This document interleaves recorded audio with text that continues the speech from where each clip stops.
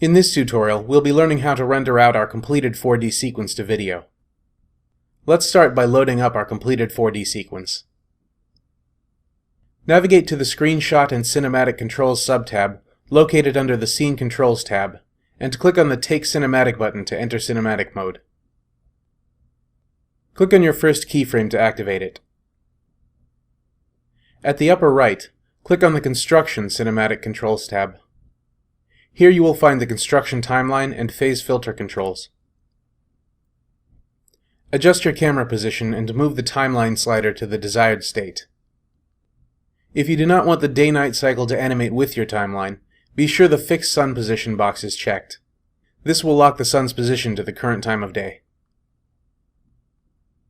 Once your sequence time and camera position are set, click the Append New Node icon above your keyframe to set the node. A thumbnail of your current state will appear. Next, click on another empty node. Please note that at the default zoom settings, the frames are set to 1 second apart. Adjust to a new camera position, move your slider to the next desired 4D time state, and click the Append New Node icon above your new keyframe. Repeat these steps as necessary. To create a hard transition to a new scene, set your preceding camera position and 4D state, then click the Add Cut Node icon located to the right of the Append New Node icon. A split thumbnail will appear. Click the second half of the thumbnail to activate the second half of your cut node. Adjust to a new camera position and slide your 4D timeline to another desired state. Then, click the Retake Selected Node icon above your keyframe. Notice that only the second half of the cut node thumbnail has changed. Repeat the previous steps to append new nodes and cut nodes to achieve your desired results.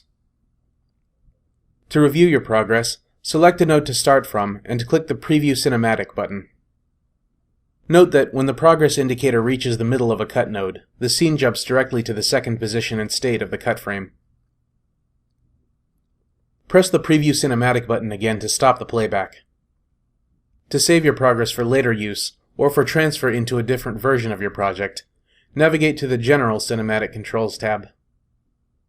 Click the Save Movie Project icon to save out your Fuser Movie Project file. To render out your movie, click the Render Cinematic button. Adjust your controls to the desired settings, then click the Save button and select a location to save your rendered video. Fuser will now render out your 4D movie.